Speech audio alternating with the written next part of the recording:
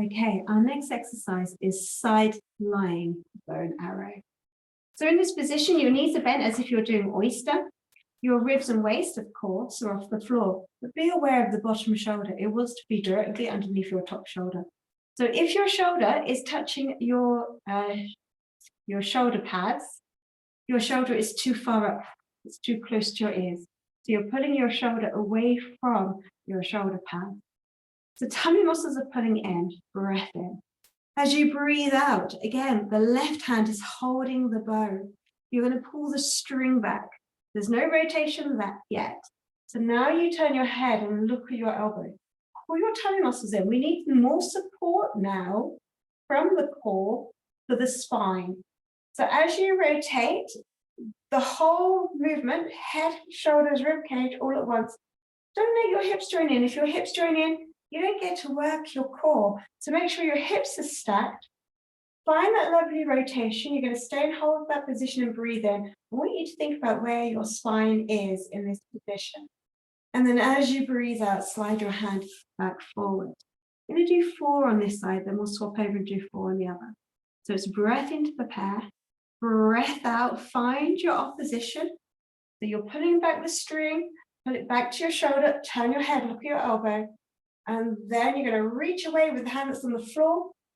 And as you reach away with the elbow, think about your spine. If you're curving your spine towards your belly button, there's no core working. You curve your spine away from your belly button towards the floor. Keep your hips as still as possible. You're going to find more core muscles have to work to support the weight of your upper body. Breath in. And then breath out. Release that arm forward. 2 more. Breath in to prepare. Breath out, find that lovely rotation, hand to shoulder, turn head, look at elbow. Keep looking at your elbow, so it's teaching you how to turn your head to look behind you.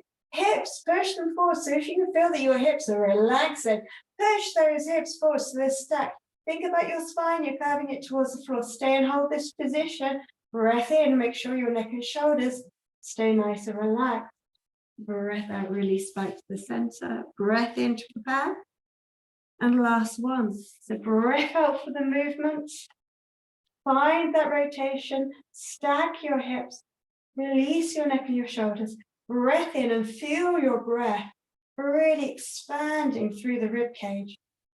A lovely deep breath in and then breath out, release back to the start. And then repeat the same on the other side.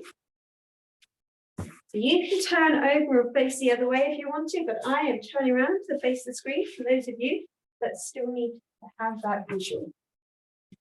So now we're going to start to make it a little bit more fluid.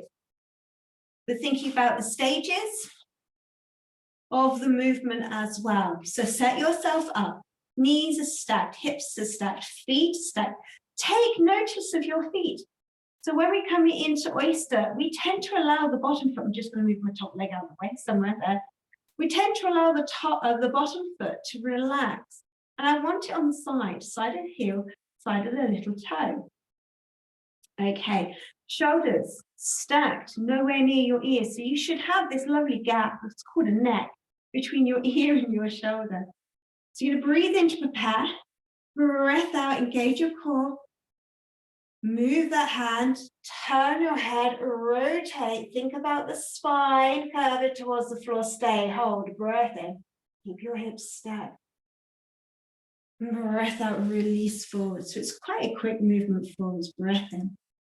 Breath out, slide your hand, find your shoulder, turn your head, look at your elbow, find that rotation, push your hips forwards, that top hip. Push it forwards. If you find that it's moving with the rib cage, curve your spine towards the floor, breath in. Breath out, release forwards. And again, you've got 2 more. Breath in to prepare. Breath out. Make it one fluid movement. At the end range of your movement, think about the opposition between your right hand and your left elbow. Stay there, breath in. Curve your spine towards the floor. Pull your tummy muscles in, make sure your hips are set. Breath out, release forwards, and last one. So it's a breath in to prepare. Breath out, nice fluid movement all the way back. Stay and hold that position. Breath in, see if you can feel the waist muscles, the upper abdominals. Some of you may feel the lower abdominals as well. Breath out, release forward. Okay. The next one, you're going to come into 4-point kneeling.